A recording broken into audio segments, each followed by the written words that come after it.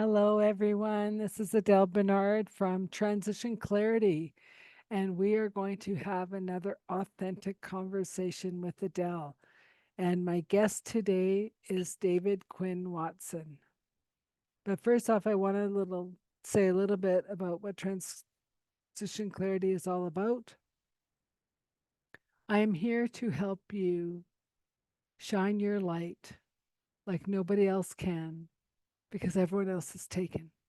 It's about moving from the material world into the spiritual world, lighting up your gifts so you can shine to the world. I've been doing this a long time, all my life. The first recollection, I was 3. And this is how I came to running this podcast. This is season 2, which I'm very blessed to be doing. It's all about bringing authentic people to share their light to you through this platform. Everything will be in the show notes. So let me introduce David. So David Quinn Watson had a 40-year career in the financial service industry, mainly in insurance and pensions and superannuations. He believes he chose this perfect moment to retire from his stressful consulting business just before the pandemic lockdowns of 2020. 6 months later, he found himself completely bored and realized that for him at least, retirement is an outdated concept. So he got up from the SETI to continue making a positive impact in the world. As an empowerment facilitator, David now draws on his experience to help individuals overcome the roadblocks holding them back in life and in business.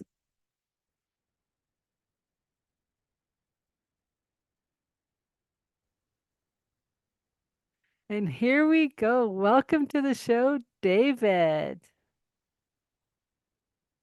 Thank you, Adele. Lovely to be here. Yeah. So, I've said a little bit about who you are because you sent your bio to me, so I'm grateful. Thank you. But I want to go back to more of how you became who you are. And I know in previous conversations, a lot of it had to do with how you're brought up, with being brought up in a family where your mom traveled. She did what she needed to do to raise you. And so, how did that affect your life to becoming not only the empowerment facilitator, but helping people financially for 40 years? Sure. How long have I got? You got a long time. Okay. Yeah, we tape for till It's we taken stop. me 70 years to get where I am. I'm not going to take that long, No, but I'll keep it to about 7 minutes. Is that yeah, okay? go for it. All right. Um, my mum and dad met during the Second World War. Uh, my mum was born in New Zealand, and in the war, she was a nurse and then enrolled in the New Zealand Army Nursing Service and was sent to North Africa when the Allies were campaigning there. And my father's a South African, or was a South African. He was a captain in the South African Army. Mhm. And they had I think, quite a short wartime romance. I saw some pictures of them riding to the pyramids in Egypt on camels. But very shortly after that, my mother was sent into Italy with the invading forces, um, and then to Japan after the nuclear bombs. Um, and she went back to New Zealand after those experiences in the war and never really settled. In 1948, she took herself off and turned up on my father's doorstep in Durban in South Africa. And they married at the end of 1948. Mhm. And so I was born in South Africa about 5 years later, my sister 2 years after that. But unfortunately, as I think with a lot of wartime romances, and a few other things that happened. The marriage didn't last, and my mother and father divorced when I was 10. Mm-hmm. My father had a business as a travel agent and um, entertained both people in the industry there, the travel agency, because the airline travel was just starting at the time. So I remember people from Sabina and other airlines that I don't think exist anymore coming to our house and playing tennis on a Sunday, and my father hosting. My mother hosted dinners. Um, but when they divorced, she couldn't hold her head up in that society anymore. And she kind of put her tail between her legs and went back to New Zealand, took me and my sister back to New Zealand. So from Mm-hmm. the age of 10, I grew up in New Zealand. And I lost my South African accent. So that's why I don't have too much of that anymore. Um, my father being in travel, though, my mother arranged for us it's me and my sister, when I was at the end of my school years, Mm-hmm. I'd finished high school, to go on a school tour that my father had in his travel business. It was 6 weeks around Europe. And at the end of that, if this is Tuesday, it must be Belgium sort of experience. Mm-hmm. Lots of cathedrals. We ended up down in South Africa, and I met my father for the first time in about 8, 9 years, and connected with him and his new family. And when I then went back to New Zealand and went to university, and as through my university studies, I was interested in becoming what's called an actuary, which is a risk manager in financial services, insurance and pensions and things like that. And I took myself off to South Africa to see my dad again in my third year of uni. And he introduced me to an actuary who offered me a job on the spot. I didn't have to write a resume or anything like that. And so I ended up back in South Africa at the end of my university, working for this wonderful insurance company. Mm-hmm. Because every 6 months or so, I got promoted or moved to a new position. And so there I was in South Africa until I married and started a family. And then suddenly my time horizon shifted because we had two twin boys, Mm-hmm. and I had to think about, is this the place to raise these children? And like a lot of South Africans decided, no, No. the future looked too dicey. And this was pre-Mandela's release from prison. And so we came to Australia, and that's where I've been since the mid-80s. I've been in Australia, uh, worked for about another 35 years in financial services, and then retired just before the COVID lockdowns. Right. Um, and what those lockdowns meant is that I then spent 6 months basically sitting on my backside watching Netflix. Yeah. We couldn't do anything.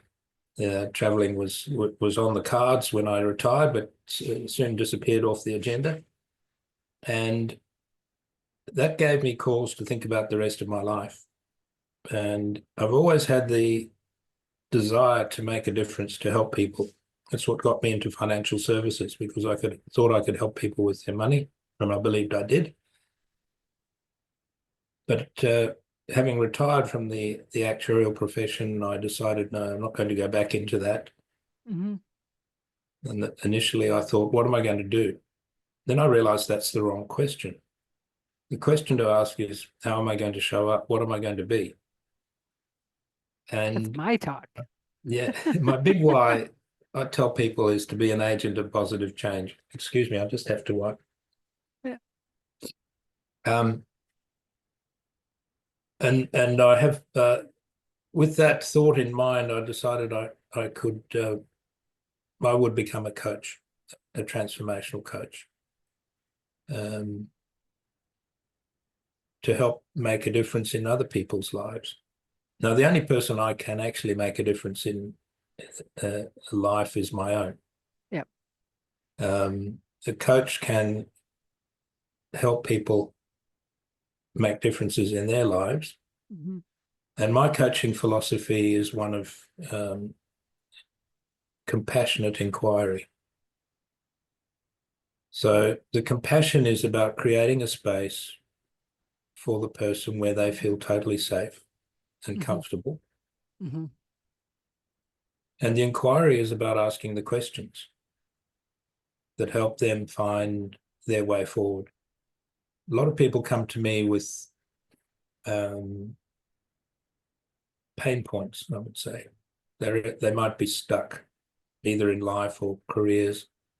They might be experiencing challenging situations. Financial services, for example, can be a very toxic work environment, Yes. or that there can be just changes imposed because people or organizations are always changing, Yeah. trying to get the best result for the shareholders or whatever. Yeah. So there are a lot of things happening, and people need to adjust to that. And sometimes they find that really hard, and that's where the space I create helps them. Uh, and that's brought me to where I am today. So yeah, there's more stories I can tell, but I think I've well gone past the 7 minutes. Well, no, but I'm just like, why I wanted you to share that is to get the audience to understand that the fortitude of your mom, right? Of like travel wasn't just like go and jump on a plane, right? Like No, the fact no, that she's going on a boat here and going on a boat there and then coming back and then she's like, "Oh no, I got to go on a boat again and try to have this life that she thought of with your father," and how it's like even in those times like divorce wasn't that common. no, no. But the both of them said, "Yeah, this isn't working." Like, okay, off to, and then yet sent you um as a young man to go see the world. The fact that it happened to be your dad's company, a Mm, bonus, yeah, right? yeah. So, I just think like that part of your story is fascinating for the fact that hence the empowerment facilitator.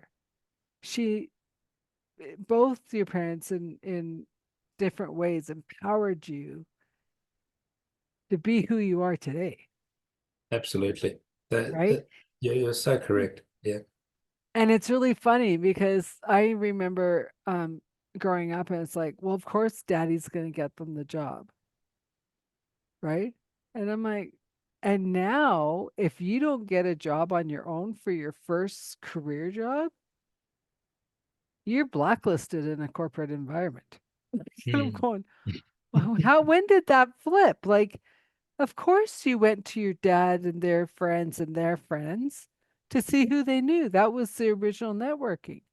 Yeah, And that's it. now it's like a kid coming out of university now is like, find it on your own. Don't go to daddy because you'll be Mm. blacklisted that you got in ahead of the other person because, well, your connections. Because, Yeah. and I'm always saying, hire for the job, who's the best fit, not who the connections are. But you know, we still have those dogmas, if for lack of a better word, Yeah. right? So how did you find like did you work with individuals or just companies when you're in the financial? In the financial sector, it was companies. I was a Okay, consultant to insurance companies, pension funds. right. Uh, Here in Australia, they're called superannuation funds, but essentially they're retirement planning vehicles. We have other employee benefit type funds here as well. Yeah. And so it was a collective arrangement where people, individuals or companies would pay money into a collective fund, Mm-hmm. and the directors of that fund, the trustees, in some cases, would have obligations to pay the money. And so I was essentially answering two questions. Mm-hmm. The first question was, how much should we be charging? Because we Right. know that we're offering some surety, we're offering some guarantees, we're offering some promises for the future. Hmm. We don't know what the future is going to be, but it was my job to tell them how to manage the money, how much to charge, how much to manage it, and then to come back every so often and answer the other question, which was, um, have we got enough? Have we accumulated enough? And of course, when there were economic shocks such as the stock market crash or the global financial crisis, that often caused a lot of angst Hmm. because the value of the assets fell, and that we had to work out or help the company, the insurance company, the pension fund work out what to do. And so that was my main job as a risk manager, to manage financial risk. Well, Um, and it's yeah. interesting because I've heard other people who are in the industry of insurance, and someone asked the question, well, why are we always paying ahead of using it? Because they don't have money to pay out for every claim that they're hitting, right? So you pay your car insurance today because, Joe down the street needs to be paid out next week. So they're always in that catch up phase, right? Pay first and Yes, hopefully you never have to use it because that's it. somebody else has used your money, right? And I think the financial world kind of works the same way, and that's why when the markets drop or they have those um, downturns, everyone freaks out, and the worst thing to do is pull when it turns, Hmm. Yeah. right? Yeah. Because then you're adding to the fall instead of just going, okay, this is what they do. You can follow it year to year. Every year they will have a blip, a blip up, a blip down, but pretty Yeah. steady, right? Well, the So analogy I used to use, if I may interrupt, yeah. was based on my father's travel. When you travel by air, by plane from one place to the other, you take off and the pilot sets the course, Hmm. and 90% of the time you're actually off course. Yeah. And the autopilot or the pilot is simply making small adjustments Yeah. to get the plane to land where you want to be. You're off course because the winds are changing, the turbulence is happening, that sort of thing is, then the pilot has to adjust for different things, maybe other planes in the area or something like that. Um, Managing those financial entities like the insurance company or the pension fund is a bit like that. Hmm. Uh, we'd come back every year or even in 3 years or 5 years, depending on the organization, and we'd tell them where they were in Hmm. relation to the promises that they'd made, and we'd make a recommendation about what they needed to do. Sometimes the news was good. They could actually reduce the charges that they were asking people to pay. Other times, after the financial crises, for example, the news was more challenging because we had to say, look, you've got to get more money in, Yeah. but let's do it slowly because we know that eventually the markets will recover. We have confidence about that. But we need to cover the liabilities that you need to pay out this year. So we need Yeah. to be sure about that.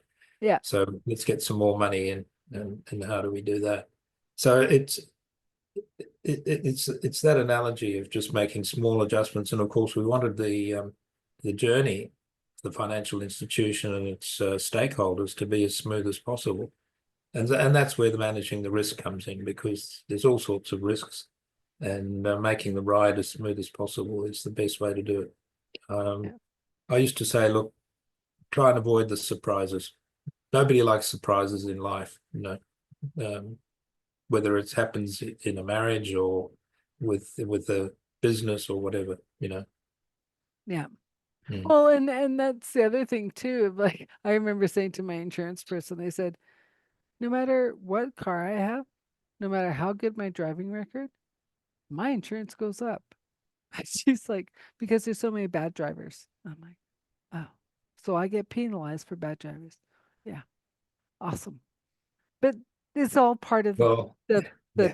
plan, right? Like, I- Um, there's an insurance company here in Australia which does go a bit deeper into the individual, and I think mhm. that's a great idea. But essentially, insurance is about sharing the risk. So Oh, there's always going to absolutely. be a base cost, but you can do things Mm. with insurance to recognize the abilities or the quality of the policyholder, the risk that that particular policyholder brings. Yeah. Yeah. So and I think with technology that we've got today, that's certainly possible. Yeah. But my suggestion is shop around. Oh, we only have one. They say there's other brokers, but really it's all the same insurance. But so but you're saying about like we were talking about different like how many Australians in in one way that you're house sitting a lot. North America, um, the new trend is like going in your caravan or your trailer and camping around. Do you think that's part of the new world that we're all going to become nomads? Um, Or is it just a trend that you're seeing? Like, well, it's becoming very difficult for young people here in Australia to acquire a property to live in. oh, We've same had, here. yeah, we've had very significant increases in property values. Um, we have an election coming up here in Australia, April, May, and that's one of the issues that is getting a lot of publicity on the news is, what they call the housing crisis. Um, so I do think that we're going to see different ways of living. Mhm. Um, older people who have the ability to acquire a camper van or a motorhome or a caravan can and travel, that's great. Younger people need to obviously be more stable because of work, except if you're working from a laptop, probably the minority. Um, and I think we're seeing different ways of handling that. For instance, share housing has Mhm. become quite a thing here. Um, and they're even building housing that accommodates that. So there's a central living area, cooking area, and self-contained sleeping and bathroom areas as well. So, six or Interesting. seven people can be in the one building. Um, so the old style of the nuclear family, if you like, I think is changing. We are seeing significant changes. How it's going to play out, I'm not sure, but I think we're going to see a much more flexible uh, style of living. Here in Australia, the people who travel around in the caravans in their older years are called grey nomads. Yeah. Well, And and it's interesting because it feels it like what I'm seeing is the younger ones are the nomads and the grays are the nomads. It's only the middle yeah, people that are keeping the houses because they probably bought when it was affordable and they're like, why am I leaving? But in my channel that I get, it's they've been saying that the nomad life is gonna come because corporations are gonna own housing. yes, It's that's not right. it's not just the apartment towers, they're just gonna own housing, Yeah. right? Well, Because you think about like in Eastern Canada, in Toronto, a starter house is over $1 million. That's a house. But in Vancouver, which is Western Canada, a studio apartment, maybe a one bedroom, is $1 million. mm, Well, who can afford that just coming out of university? absolutely, quite correct. Yeah. Right? And the studio or the one bedroom might be 600 square feet, Yes. Yeah, right? that's it. Mm. Yeah, so yeah, let's not go on the doom and gloom. But I think it's interesting how many people are, because I still, when I was in my 20s, I definitely house sat, right? I was like, sure, sure, like whatever. Um, and then I realized I was too much of a homebody to do it. I like my home. I like my things. I like to know where everything is. I think we all go through stages in life, don't we? Mm-hmm. When I was at university, we share housed, Mm-hmm. and I did that even in my early years Mm-hmm. of working, um, and met some interesting people and had some great experiences. In fact, met my wife through that experience. So, um, And then we move into the settling down years, I would call it, with the Hmm. raising the families, and some sort of stability is important there, Hmm. just for schooling and that sort of thing. And once that's passed, it's often where I see people in my clients start to think, what's next? They're asking Yeah. the question. Particularly women, when the children are starting to grow up, become independent as teenagers or young adults, um, and the raising of the children is no longer an issue, Yeah. then it's a time for that woman to think, is this my time? How do I make it my time? Am I able to? I'm seeing that more and more with everyone I'm Mm. working with.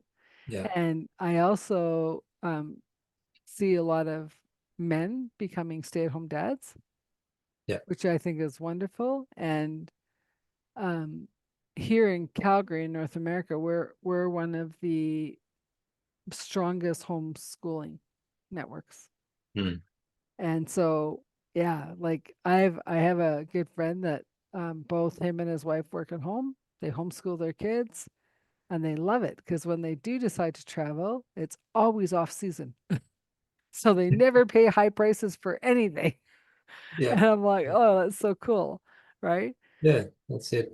Yeah, that's right. And we're seeing that trend here in Australia too. Many families are homeschooling their children, particularly with the increasing prevalence of ADHD and other things, where Hmm. kids don't fit into the standard school system, and they can be much better cared for and educated in their own environments.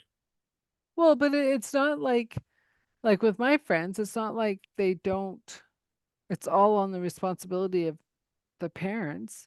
They go to Joey's house to have math class. They come to our house to do science and something, right? Wow, that's And great. then Yeah. and then like it's like a huge like they have a school orientation, like they have soccer practice for Mm, all the mm. homeschoolers, right? But what I find the difference is instead of the school bus taking you to school, the parents are driving Yeah. around. So it's not for everyone, and but if you can do it, it's and the science behind it is a much more rounded um individual because kids actually don't need to be in with their peers until high school. When they're little, they don't really need their peers as much. Mm. They make friends because they're like Mel Robbins was talking about this in her latest book, Let Them, right? Because she's saying when they're in primary school, like they just flock like as a pod around, right? Like, and then junior high, they're starting to get independence, but they still flock in a pod. And what happens after high school or university is all of a sudden everyone starts scattering, right? Building the families, whatever. And they're going, oh, how do we make friends? Because your Mm. work friends are at work. They don't usually come home, Yeah.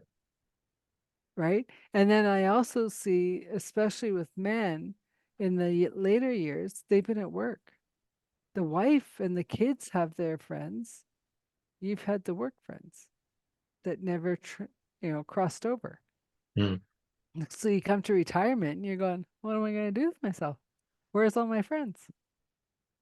Do you find that with people you're working with? I find that in my own personal circumstance. Yeah. Yeah, I had colleagues through my working career, um, but very few of them actually became friends. Mm-hmm. And then with moving around, as I did, I moved around not only internationally but also within Australia. The connections softened or disappeared, and yeah, so luckily, my personality type doesn't need a lot of friends. I can have a few, but Yeah. yeah, it definitely is the case. I think that uh, the circle can become quite small, even non-existent. Well, and that's where a lot of people are saying the loneliness is huge. Mm. Like people realized during the lockdown how small their circle was. Yeah. And like in my case, going into the lockdown, the friends I went in with didn't come out with, Yeah. right? Because you're like, oh, we really know where people are standing on things, right? Yet in other ways, it was like you're having conversations and then you're like, oh, you're my tribe. I don't care that Mm. you're in Australia, right? I don't like you're my tribe, right? It's like Yes. we've known each other forever, right? Exactly. And that's happened, with the groups that we've encountered each other in, and why we've Yeah. made this connection. And I would count other people, for instance, Ian Kingwell, Hmm. as a friend, and we've been able to meet in person, but we talk virtually 2 or 3 times a week. Oh, wow. Yeah. So, he's now expanded my friendship circle, I would say. And that's just an example. There are other people that I have met post-COVID on the Yeah. networking journey that I've embarked on with my coaching practice. And you do meet those people, and you can make those good connections as you and I have done. Yeah. Yeah. Well, and it's interesting because Maria that I met through networking, like we had our first chat and I was like, we're soul sisters. And she goes, yeah. Like she'll have a thought and I'll be like, why am I getting this thought? Why am I thinking like I was thinking something for my business about making more pods, right? Rather than one-on-one coaching, make more pods. People feel more comfortable when it's not so one-on-one. And next thing you know, she puts a post and I'm like, get out of my head. Like, right? And like it's really funny. We have some good laughs about it because it's like, Yeah. yeah. She's always, that 15, 18 hours ahead of where I am. But I think there's so much more to this existence that we have here on Earth than we actually can see or comprehend. Yes. Uh, Everything is energy. I'm Yes. getting possibly a bit woo-woo here, but That's where I go. yeah. Let's go. Um, just this morning before I came on, I was replying to an email that I got from a female coach, or actually a trainer of female coaches, Hmm. and we were talking about why she concentrates on women-only events, and she very kindly explained her experience and where she was coming from, and I was offered the opportunity to talk about my experience, and um, with my mum being being raised by a single mum, Hmm. and then working in the financial services industry, where I saw women essentially do one of two things. They either played small, Hmm. took the notes in the meetings, or served the coffee.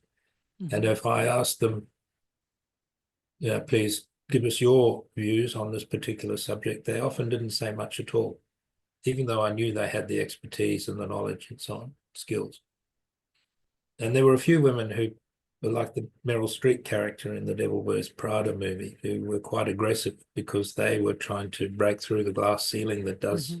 really apply in financial services. It's a very male-dominated area. Um, and so I describe them as having their big boy shirts on, like the football jumpers with the Yep. padding, things like that. Um, and thinking back to my mum, who denied aspects of herself when she was raising me and my sister because she was like the lioness protecting us and raising us, Hmm. denied aspects that could have made her, I felt, a lot happier and fulfilled in her life, but she Hmm. went away from that. And to those women in financial services, I thought, well, gee, there's definitely things missing here. So um,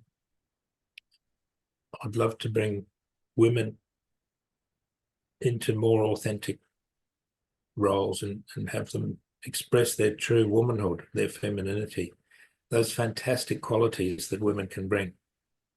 Well, Um, And it's fascinating you're saying this because um, I'm being told to switch to the men Yeah, well, that's great. because the women who are coming up, they're in their masculine too much, trying to compete Mm, instead of all of us rising in our feminine, yeah. right? And it's taken me a long time to figure this out. And I know on one of the networkings, you're like, did you say that just because I had a room of men for that networking? And I've been fighting it because I'm like, why would men listen to me? And then I think back even to my corporate days. And I remember this one manager, we happened to meet at a outside event, and he was like the deer in the headlight look. And I'm like, I'm not saying anything. And he's like, well, I go, your life is your life, whatever, right? And then I'd get these like, can you come to my office? Shut the door. Right? And I'm like, you either can step into that you are interested in spirituality, into the woo woo, into all that.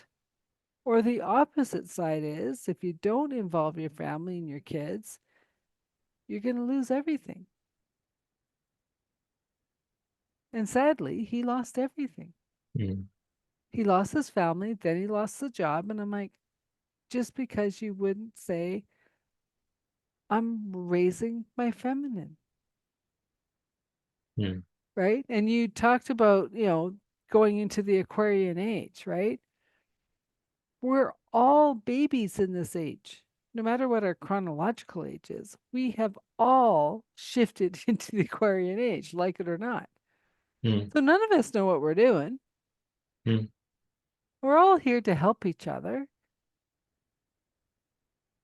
And even the other side is watching because they've never done it either.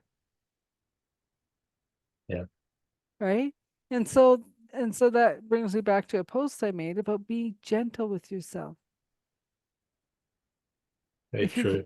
if you're going to go in with your boxing gloves, you're going to get boxing back.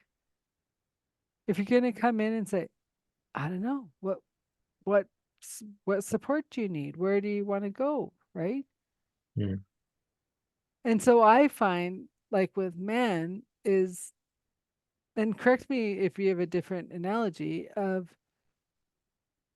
they want to be softer, but but they've been told their whole life it's don't become feminine, to stand in your power, right? You can't cry. And I'm like, hogwash. mm, The strongest men I know are in touch with their feelings, who say, oh, I just need a minute. And I even learned the other day, this was fascinating, like when you're reading body language, and say you and your partner go out for dinner with like another couple, and the men are sitting across from each other. They will never sit straight across. And I go, what are you talking about? I've seen it all the time. No, they're at least an inch difference, because if they're straight across, their animal instincts puts their back up. This is going to be fight. Women can, men cannot. And I was like, mhm. huh. So now when I go to the coffee shop or wherever, I'm like always watching. Are they sitting straight across or no? But it's just a slight difference, and most people won't even see it. Yeah, So it's fascinating. And that's why it's interesting, like with your mom, how you saw like you could have had such a bigger life as a young boy being raised by her. And yet she had a huge life before you were born. she had, yeah, Mm-hmm. great experiences Mm-hmm. and suffering in those experiences, obviously, because of the time. Yeah. Um, um, I'll digress a little bit here, but my grandfather had a German last name, Mm. Fickert, Fickert. And of course, in the Second World War, um, being in New Zealand, You don't want a German name. Uh, he was put into incarcerated on an island in the middle of Wellington Harbour because of his name. They thought, no, this fellow, is a risk to us. Hmm. The interesting thing was that the US Navy had its base in Wellington for its Pacific Fleet. And so ships would be sent there for repairs. And there was one particular ship that they couldn't repair. And they said, well, Jacob Fikett would be able to do that. We'll get him off the island. And he got the boat fixed. And after that, he wasn't incarcerated anymore. So that's a good news story. Well, But my yeah, mum, but yeah, that's fascinating. yeah, my mother told me that when she was on the ship going to, I think, Africa or possibly Japan, or I don't know, um, she was approached by a gentleman and who initially sort of struck up a bit of a connection with her. But after a while, she started to think, well, this fellow is keeping an eye on me because of my last name. He's checking me out, not because he's interested in me, but because of, my Yeah. last name. So I use those as examples of challenging situations that people have. And I believe that in our life here, we are presented with experiences to learn from. Hmm. And if we don't learn when the first experience comes, we'll get it again. We'll get an experience again, only it'll be a bit more challenging and the bell will start ringing or the sound will be louder or the pain will be a bit more difficult. Yeah. That's certainly been my case, and I've had to wake up a few times to it. But now we're in the Great Awakening, That's it. right? And that's why we see these shifts happening where, men are reaching out to women and women are reaching out to men, and we're Mm-hmm. making the connections. That doesn't mean that we're all going to become the same. No. The yin yang symbol is really the key for me, is that you've got those two distinct parts with an element of each in each part. And I think that's how we're meant to be as men and women. But it's also the yin yang of the balance, Exactly. Yeah. right? Yeah. Like the feminine, the masculine has been pushing so hard for so long that the feminine has to rise up and meet it. Yeah. And and like I remember in corporate having these female bosses and I'm just like, chill. And they're like, what? And I go, no one's out to get you. Mm. You got the job because you are qualified, Mm. And they'd be like, what are you talking about? I go, just chill. And that's where I think with the men too is like how many calls I got to say, do you work with this? And I'm like, yeah. I said, why do you ask? Well, we've lots of people won't. I go, that's too bad. They're not connected to their feminine. Mm. Yeah. And even people with different gender identities, there's space for them as well. The yin yang is, there's a duality model, but there's space for crossovers and Hmm. different ways of coming out. So it's Well, all and about yeah, perspective. did you ever get a good relationship with your dad? Or it was kind of like, hi, nice to know you.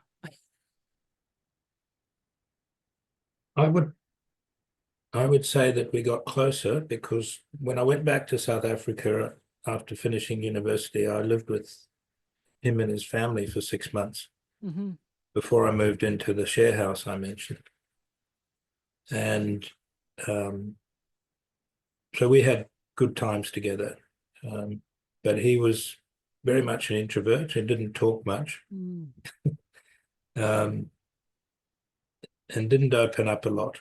So there were aspects that I would have loved to have deeper conversations, but I think we did end up with a good relationship. Yeah. He, as you identified, it had a big impact on my life.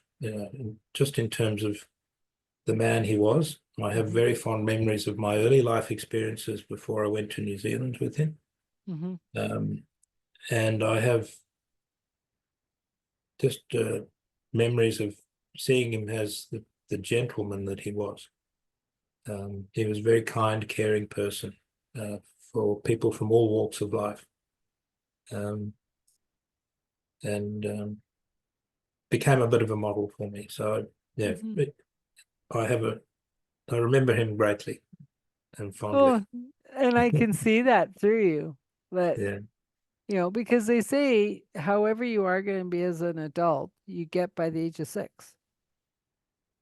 yeah, So, so you had that stability, that bond with your parents. I And, did. Yeah, yeah. you know, And then I had some other experiences before then. I'll tell you the one though that came to mind now about my father, mhm. because um, his mother was an Afrikaner lady, Mm, so Dutch extraction, and his father was a British soldier.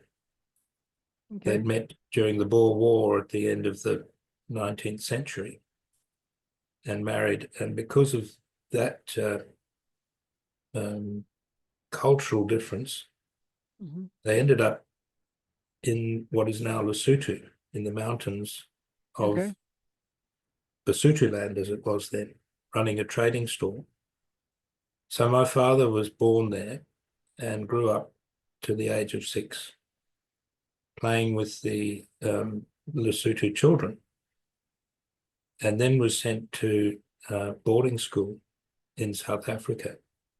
Yeah. And he told me the story that when he got to boarding school and the matron came around and it was lights out time, Hmm. he gave her a hug. And she told him, "Oh, no, we don't do that here. We don't hug."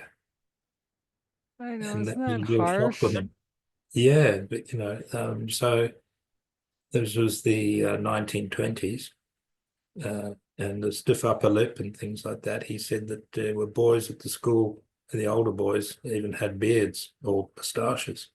So, Yeah. huge difference. Um, and so that stuck in his mind, and he was able to tell me that story many years later. It was formative for him. Um, That's probably where he shut down. exactly where he shut down. And my own experience was very similar to that. I don't know whether you're interested to hear it or not. Sure. Okay. My mother took me and my sister to New Zealand to visit her family, and I was about 4, and my sister 2. We went on a ship, as you said, and we went and stayed with her mother, my grandmother, in the old family farmhouse in the hills behind Wellington. They'd sold off a lot of the farm, but they still had a paddock or a field with Yep. some sheep in it.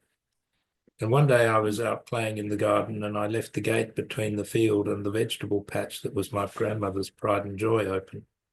And the sheep obviously thought all their Sundays had come at once and charged into the vegetable patch. And when my grandmother found out what had happened, she, of course, was very upset and angry. Hmm. Well, that's And that's their food for the next year.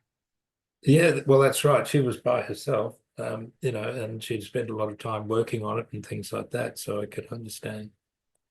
Um, she put me into jail, which was the toilet.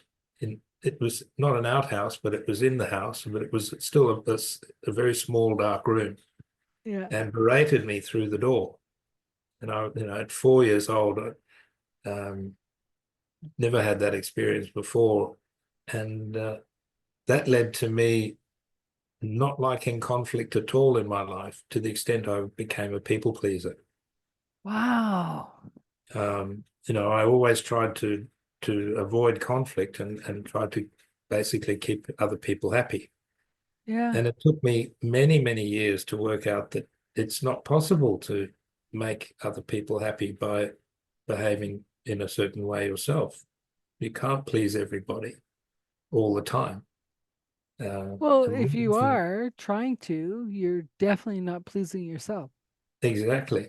So the first person that starts to suffer is yourself, and then um, you can't continue doing it And so those people that you're trying to please eventually realize that you're not going to be able to please them, and they get angry because Hmm. they're not getting what they're used to, Hmm.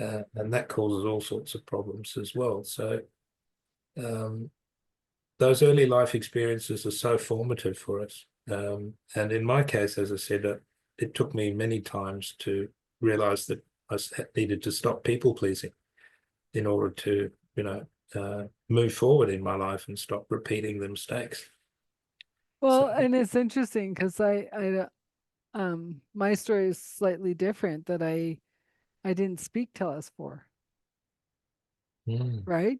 Because I had all the spirits speaking to me. I didn't know I wasn't verbalizing. And I also had an older sister. If I looked at something, she ran over and picked it up for me.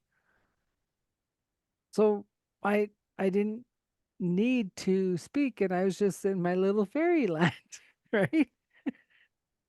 And so and so it became the joke of oh no, she figured out where her voice was and we can't turn her off. and somebody told me a story like that of a young boy who didn't speak until he was about the same age. And then he did start to speak, and his parents were quite surprised at, his vocabulary and things like that. And they said, well, if you can talk like this, why haven't you talked before? And he said, up until now, everything has been perfectly satisfactory.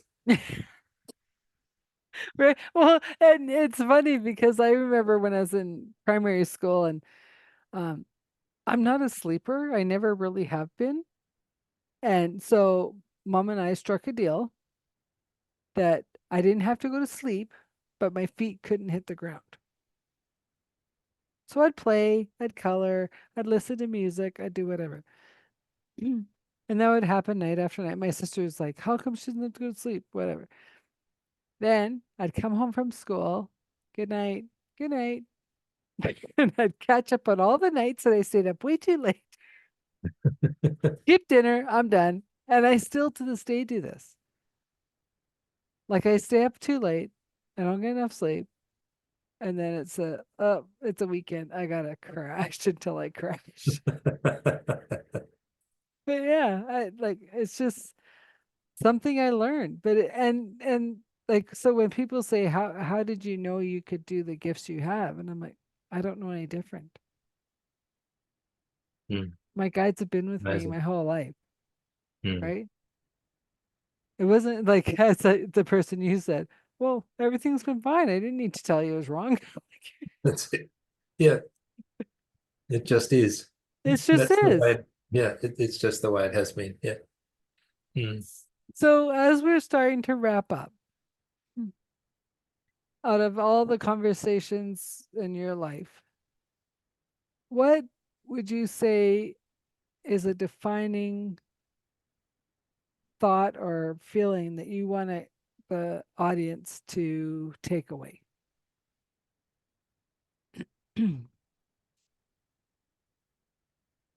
I've been posting recently about self-awareness. Okay. Um, we get so much stuff coming at us through social media and TV and internet and things like that. Uh, Life can really get in the way of that reflection Mhm. that is necessary to become self-aware and Mhm. to grow. Um, as I said, I see this experience that we have here on the small blue planet is about learning. Um, and we're presented with opportunities to learn, Mhm. but we need to create the space to do that. We can do that with meditation ourselves, Mhm. but often it's very useful to have somebody else as a bit of a mirror or a reflective point. And that if there was some takeaway that I would like to leave people with is it's reach out to people that can do that for you. And that's really why I'm here to serve. Mhm. I concur because um I heard something the other day that kind of shocked me. So, someone born 1900, they're say they live to 80 years old, right? Give them 90 even. We learn more in 24 hours than they learned in their entire lifetime. They probably had more innovation, like, cars came, whatever, right? Airplanes, but they didn't have the flood of information. Hmm. You And know, it's, I'd say to that, and I credit one of my coaches for this, the learning that you talk about there is consuming. There's so mhm, much information, and we can spend all our time consuming it. mhm, It's what we do with that information that starts to really matter. What are we going to create? How are we going to apply that information that we've got? yep, And there's a third stage, which I think is really key as well. We can create, but we also can take that information, that creation, and contribute.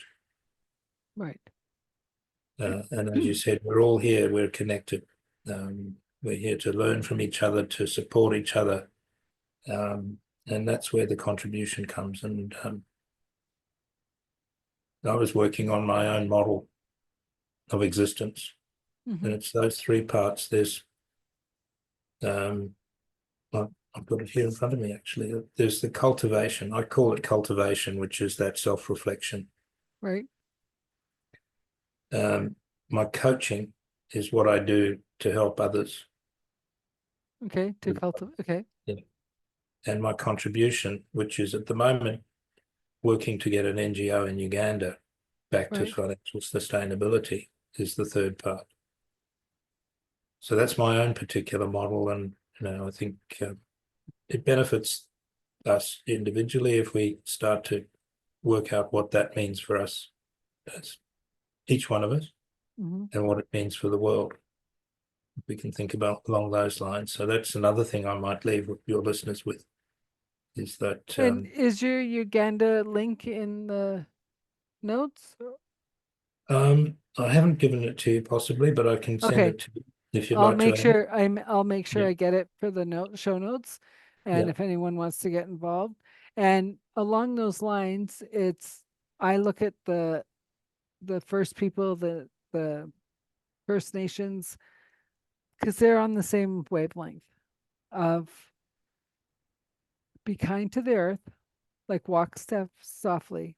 We need all nations because they're the medicine wheel has all nations in it, right? Like the Asian, the black, the red people, the white people, and all together we come as one, as a whole. And if we don't start figuring out how to be a throwaway society, the waters will rise. Mm, We don't need nuclear bombs. The waters will rise. mm, And um and whether you believe in past lives or not, it doesn't matter.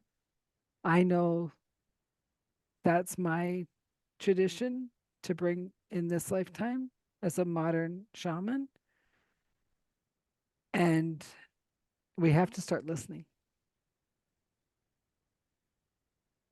Well, And I that's the lesson, isn't it? I mean, if we don't learn that lesson now, um, something will happen, and the waters is most likely what's going to be the case. Uh, and as has happened in the past, the scientists know that this has been the case, whether it's ice ages or whatever. yeah. Um, there'll be a period of darkness, a period of rest, if you want to call it that, and then beings will have the opportunity to learn again. Well, and I think we've had our darkness. I think COVID was our darkness. I'm going to say a little bit different. I think, yeah, it was a symptom. It Well, was yeah, like but a I mean, warning sign. it was a warning to say, wake Mm, up, but it also was a huge dividing, mm, right? So like, and I've always seen, like, since I've been following and understanding what my guides have been saying with the convergence of 1987, was there will be three waves of enlightenment. The ones who are starting will start in 1987 and move through, right? And over time they will all come. The ones who choose not to enlighten will disappear. Whether that's die, whether that's, I don't know, they just won't come along for the journey. Mm, And it is okay that not everybody comes. mm. Yeah, And I've heard so that from my teachers as well, yeah. in different contexts, but yeah. Mm, And so I was just like, so for me, it's like I'm finally happy to meet people like you and other people who are like, oh, finally I can talk about this stuff. Cause like, you know, I'm like, okay, I have a voice, but I don't really have a voice because no one understands what I'm saying. And so this is where I find, like, my guides are saying, go find the men who are like you, who are aware of this stuff, who just don't know how to share it mm. because they're told that's not masculine. They're told you don't do the woo woo. It's like, shut up. Right? Like, I don't know if you guys ever got Donahue down in Australia, but one of his things that in the 80s was like, real men don't eat quiche. And he went, I love quiche, so I'm not a I real love man. kids. Yeah. And he goes, I'm not a real man. And I'm proud of that because I'm not, don't you dare take my quiche away. Yeah, that's along the lines of big boys don't cry, isn't it? So I know. And yeah. it just, then that's where I want to help people realize that you're a stronger person, male or female. Show your emotions, get into your emotions. We are in the time of emotions, in the time of Aquarius and the feminine rising. And the more we can tap into our emotions, the faster we're going to accelerate, right? And as Because, somebody who spent most of his life bottling up his emotions, I'm fully aware of that. So, yeah, um, and one of the great ways that we can tap into our emotions, I think, is with play. yeah, Men, particularly, you know, goes with the don't cry sort of thing. But you've got to be serious about life and business, and you've got all these responsibilities and things like hmm, that. And we it certainly happened in my case, not given the opportunity or don't take the opportunity to play and just have fun. hmm. Well, and then you talk about, like the guttural cry. I don't know anything about rugby, but when I saw the All Blacks, I'm like, oh my gosh, they're tribal. Like, I don't know anything about, like, like, I know Mm. football, whatever, but I've never seen a team tribal. Hmm. And Yeah. it's funny because my friend who is from New Zealand, I was like, they're a tribe, they're not a team. And he kind of laughed because he knew exactly what I was saying. I'm like, holy Dinah. I still Yeah. didn't understand the game, but whatever. And women are now playing that game as well. Yeah, but I haven't seen any women do tribe like that. Like when they were getting ready for the beginning of the game in the huddle and they got that belly roar or whatever the heck they did, I was like, it was like shockwaves in my body. It was crazy. Yeah. Yeah. And I was The, watching it on TV, so I can't imagine being in the stadium. no, that's right. It's called a haka, Haka. Hmm. It comes from the Maori people in New Hmm. Zealand. They arrived in New Zealand from somewhere in Polynesia. Hmm. Um, it's used in ceremonial events as well as that particular situation you saw it. Also, as a challenge to if you were going into battle, they would sort of do that to scare the enemy. Hmm. But also, if somebody visits a Maori pa, which is a village, they're often greeted in that way, in that same way, Interesting. with a different chant. So, um, sign of respect as well. Well, and I think if anything we've learned from this conversation is we have to get back to respect, right? Like, because the younger generations just don't know how to work. They think it's Yeah. all being handed to them. It's like, mm. And as an older generation, we have to say, well, maybe they have a better way. Maybe us putting in the hard work wasn't the right way either. But it sure makes an interesting workforce when you have four generations in there. Respect for me is about acknowledging the other person, Hmm. and it's moving away from this individualistic society that we've created for ourselves here in the West. We need to, as you were saying earlier, connect. Yeah. And yeah. And So, it's not even connecting with the head, it's connecting with the heart, oh, absolutely. Yeah. It's right? not. Mm, Like I was on a networking call or whatever, and I was just like, we got to start sharing our hearts. And then one of the people just started crying. And mm. I'm like, uh-oh. Right. So a few people dropped off, which was fine. A few people stayed. And I'm like, let's start helping them breathe. Mm, Let's move through the process. Let's help them breathe. Because people are lonely and they don't feel they can reach up for help. And I'm always saying, oh, here I go again. What did I say? Like, let's do the process. Let's get it going. Right. love it. You know, and that's my biggest thing is like, yes, like you need clients to pay the way and you whatever. But if you need help, you need help. Call. Mm, absolutely. So this has been wonderful. I want to It has thank indeed. Thank you. you. Thank you.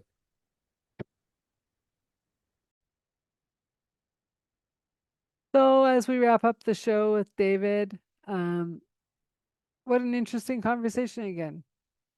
Authentic, real, but it also shows how we can put ourselves in boxes and how groundbreaking um, and adventurous our parents, grandparents were in the different times, and how we, you know, are scared to try or unafraid to know or afraid to know what's truly out there for all of us. And I just love these conversations.